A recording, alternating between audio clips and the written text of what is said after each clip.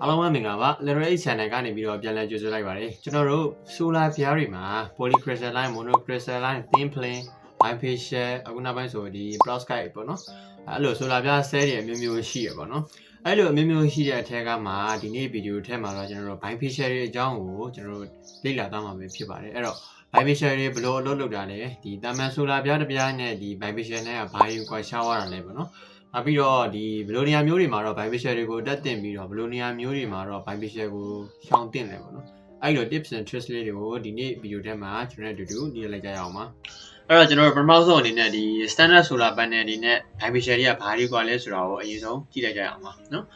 အဲ့တော့ကျွန်တော်တို့ဒီ standard solar panel တွေမှာဆိုလို့ရှိရင်သူနေရလာရဲ့ဓာတ်ရိုက်အလင်းတွေကိုပဲသူကဖမ်းယူပေးနိုင်တာဖြစ်ပါတယ်ဒီ bifacial တွေမှာကြတော့သူကနေရဓာတ်ရိုက်လာတဲ့အလင်းကိုရောဒီအောက်ကမျက်နှာပြင်ကနေပြီးတော့ပြန်ကန်တဲ့အလင်းတွေကိုရောသူကနှစ်ဖက်လုံးကနေပြီးတော့ဖမ်းယူနိုင်တယ်ဒါကြောင့်မလို့သူက efficiency ပိုကောင်းတယ်ပေါ့နော်ဒီမှာဆိုလို့ရှိရင်ဒီအပြာပြထားတဲ့ line တွေဒီဒါကဒီအောက်ကမျက်နှာပြင်ကိုထိပြီးတော့ပြန်ကန်ထွက်လာတဲ့အလင်းတွေကိုဖော်ပြတာဖြစ်ပါတယ်နောက်တစ်ခုကကြတော့ဒီ bifacial solar ပြားတွေဘယ်လိုဖမ်းယူလဲပေါ့အလင်းကိုပထမတစ်ခုကကြတော့ဒီနေရလာတဲ့ဓာတ်ရိုက် irradiation တွေကိုသူကဖမ်းယူတာပေါ့ဓာတ်ရိုက်လာတဲ့အလင်းတွေကိုသူကဖမ်းယူတယ်ဒါဒီပထမတစ်ခုပေါ့နော်နောက်တစ်ခုကကြတော့ဒီနေရနေပြီးတော့ဒီတိမ်မျိုးအလင်းပြန်ကန်မဲ့တိုင်နီကနေမှတက်စင်အလင်းပြန်ကန်တဲ့ဒီ diffuse light တွေပေါ့ဒီ diffuse light တွေကိုလည်းဒီ solar panel တွေကနေပြီးတော့ဖမ်းယူရပေါ့ဒါတွေကဒီ monocrystalline ရော polycrystalline မှာဖမ်းယူနိုင်တယ်ဒီ bifacial တွေရဲ့အဓိကအတားချက်ကကြတော့ဒီနေရလာတဲ့အလင်းကဒီမျက်နှာပြင်ကိုဒီအောက်ကနေအခုဆိုလို့ရှိရင်ဒါမျက်ခင်းပေါ့နော်မျက်ခင်းကိုရိုက်တယ်အမျက်ခင်းကနေပြီးတော့ပြန်ကန်ထွက်လာတဲ့အလင်းတွေကဒီ solar ပြားရဲ့နောက်ဘက်ကရှိရဲ့နောက်ဘက်ကိုဝင်သွားတယ်ပေါ့အဲ့ဒီအလင်းကိုလည်းဒီ bifacial solar ပြားတွေကဖမ်းယူနိုင်တယ်ဒါကြောင့်မလို့သူကဒီ monocrystalline တွေ polycrystalline တွေတဲ့ဒီ bifacial တွေကပို့ပြီးတော့ efficiency ကောင်းတယ်ဆိုပြီးတော့ကျွန်တော်တို့ကမှတ်ယူနိုင်မှာဖြစ်ပါတယ်နောက်တစ်ခုကကျွန်တော်တို့ဒီ polycrystalline တွေ monocrystalline တွေနဲ့ဒီ bifacial တွေနဲ့ကျွန်တော်တို့ဘယ်လိုအလွယ်တကူခွဲခြားနိုင်လဲဆိုတော့ဒီ solar ပြားကိုဒီကျွန်တော်နောက်ဘက်ကနေကြည့်လိုက်မယ်ဆိုရင်ဒီ bifacial တွေမှာဆိုရင်တော့ဒီအဖြူရောင်ပေါ့နော်ဒီ PPA ဒီအလင်းမပေါက်နိုင်တဲ့ဒီရှိနေကာထားတာကိုတွေ့ရမှာဖြစ်ပါတယ်ဒီ bifacial တွေမှာတော့ကျွန်တော်နောက်ကနေပြီးကြည့်လိုက်ရင်အထက်က solar cell ကွက်တွေကိုကျွန်တော်တို့ကမြင်နေရမှာဖြစ်ပါတယ်ဒီလိုနည်းနဲ့ကျွန်တော်တို့ကအလွယ်တကူခွဲခြားလို့ရမှာပဲဖြစ်ပါတယ်နောက်တစ်ခုကကြတော့ဒီ bifacial တွေမှာကနောက်ကနေပြန်လာတဲ့ဒီ ground ကနေပြန်ကန်ပြီးထွက်လာတဲ့အလင်းတွေကိုဖမ်းယူတာကြောင့်မလို့သူ့ရဲ့ reflect လုပ်တဲ့ surface ကအရင်အရေးကြီးရပေါ့နော်reflect လုပ်တဲ့ surface မှာကျွန်တော်တို့ကခွဲခြားလိုက်မယ်ဆိုလို့ရှိရင်ကျွန်တော်တို့ဒီမြေပြင်ပေါ့နော်ဒီအမဲရောင်ရှိတဲ့မြေဆိုလို့ရှိရင်တော့ဒါ10%လောက်သူက reflect လုပ်ပေးနိုင်တယ်ပေါ့ကြလို့ဒါကျွန်တော်တို့လုပ်ထားတဲ့ site ရဲ့နေရာကဒီခုနလိုပဲကျွန်တော်တို့မျက်ခင်းစိမ်းနေမှာဖြစ်မယ်ဆိုလို့ရှိရင်တော့သူက 25% လောက်ထိ reflect လုပ်ပေးနိုင်တယ်ပေါ့ဒါမှမဟုတ်လို့ရှိရင်လည်းကျွန်တော်တို့ရဲ့ဒီ site ရဲ့ဒီနေရာကဒီအဆောင်အဟောင်းနေဖြစ်တယ်ဆိုလို့ရှိရင်ဒီ old concrete ပေါ့နော်အဲ့လိုဆိုလို့ရှိရင်တော့သူကဒီ90%လောက်ထိသူကဒီ surface က reflect လုပ်ပေးနိုင်တယ်ပေါ့နောက်တစ်ခုကကြတော့ကျွန်တော်တို့ဒီအခုမှအသစ်ဆောက်ထားတဲ့ concrete ဒီအဆောက်အအုံတွေဒါမှမဟုတ်လို့ရှိရင်ဒီနှင်းတွေပေါ့နော်အဲ့လိုအခြေအနေမျိုးတွေကြကျွန်တော်ဒီ85%လောက်ထိသူကဒါ reflect လုပ်ပေးနိုင်တယ်ဆိုပြီးတော့ကျွန်တော်တို့ယူဆလို့ရတယ်ပေါ့နော်နောက်တစ်ခုကကြတော့ကျွန်တော်တို့ဒီ bifacial solar ပြားတွေရဲ့အစစ်အစစ်တိဆောက်ထားတဲ့ပုံပေါ့နော်ဒီမှာဆိုလို့ရှိရင်အလယ်မှာကျွန်တော်တို့ solar cell လေးရှိမယ်ပေါ့ဒီအလယ် solar ပြားရဲ့အပေါ်မှာကျွန်တော်တို့ POE ဆိုပြီးတော့တစ်ခုရှိတယ် layer insulation layer ပေါ့နော်insulation layer ဆိုတာသူကဒီ moisture တွေမဝင်အောင်ပြီးလို့ရှိရင်ဒီ UV တွေတိုက်ရိုက်မထိအောင်ပေါ့နော်သူကဒီကာထားပေးတဲ့ POE layer တစ်ခုရှိပါတယ်သူ့ရဲ့အပေါ်မှာမှကျွန်တော်တို့ဒီ glass layer လေးတစ်ခုရှိရပေါ့ဒီဘက်မှာဆိုလို့ရှိရင်လည်းသူက POE layer တစ်ခုရှိမယ်အောက်ဘက်မှာမှသူကဒီ glass layer တစ်ခုရှိမယ်ပေါ့ဒီကျွန်တော်တို့ monocrystalline မှာဆိုရင်တော့ဒီ glass layer မှာသူကအလင်းမပေါက်နိုင်တဲ့ layer တစ်ခုနဲ့ကာထားလိုက်မှာပေါ့နော်ကျွန်တော်ဒီ bifacial ဒီမှာကျတော့ဒီလို glass နဲ့နောက်ဘက်ကနေပြန်လာတဲ့အလင်းကိုလည်းဖမ်းယူနိုင်အောင်လို့ကျွန်တော်ဒီ glass မျက်နှာပြင်တစ်ခုနဲ့လုပ်ထားတာဖြစ်ပါတယ်နောက်တစ်ခုကကြတော့ဒီကျွန်တော်တို့ဒီ bifacial တွေကိုတက်တဲ့အခါမှာတတိထားရမယ့်ဟာပေါ့နော်သူ့ရဲ့လိုအပ်ချက်တွေပေါ့ဘာလဲဆိုတော့ကျွန်တော်တို့ကဒီ bifacial solar ပြားတွေကနောက်ကနေလာတဲ့အလင်းတွေကိုဖမ်းယူတာဖြစ်တဲ့အတွက်ကြောင့်မို့လို့သူကဒီနောက်ကလာတဲ့အလင်းတွေကောင်းကောင်းမွန်မွန်ဝင်နေအောင်လို့သူကအနည်းဆုံးကျွန်တော်တို့1 မီတာခွာထားမှာပေါ့နော်ဒီ reflect လုပ်တဲ့ surface ကနေပြီးတော့အနည်းဆုံး1 မီတာခွာရမယ်1 မီတာဆိုတော့3 ပေကျော်လောက်ကျွန်တော်တို့ကအနည်းဆုံးခွာနိုင်ရမှာပေါ့နော်အဲ့ဒီမှသာလည်းကျွန်တော်တို့ကဒီ bifacial solar ပြားတွေကနေပြီးတော့ရတဲ့ efficiency ကိုကောင်းကောင်းမွန်မွန်အသုံးပြုနိုင်မှာဖြစ်ပါတယ်နောက်တစ်ခုကကြတော့ဒီကျွန်တော်တို့ရဲ့တက်ဆင်တဲ့နေရာကဒီအိမ်ခေါင်မှုပေါ့နော်အိမ်ခေါင်မှုဆိုလဲဒီလိုအိမ်ခေါင်မှုအမဲတွေဆိုလို့ရှိရင်တော့ အိမ်ခေါင်မိုးနဲ့ဒီ solar ပြားနဲ့ကြားထဲမှာလည်းကျွန်တော်တို့က space မရှိဘူး reflect လုပ်နိုင်တဲ့ space မရှိဘူးဆိုလို့ရှိရင်တော့ဒါ beneficial တက်ရတာငွေကုန်တာပဲ effect တင်မယ်ပေါ့နော်တိတ်ပြီးတော့ကျိုးတက်ရမှုမရှိနိုင်ဘူးဒီ beneficial solar ပြားတစ်ချက်ရဲ့ efficiency ကိုကောင်းကောင်းမွန်မွန်မရနိုင်ဘူးပေါ့နော်ဒါမှမဟုတ်ကျွန်တော်တို့ကဒီလို flat surface တွေပေါ့နော် flat surface တွေမှာဒီလိုမျိုးဆင်ထားမယ်ဆိုလို့ရှိရင်တော့သူ့မှာ reflect လုပ်နိုင်တဲ့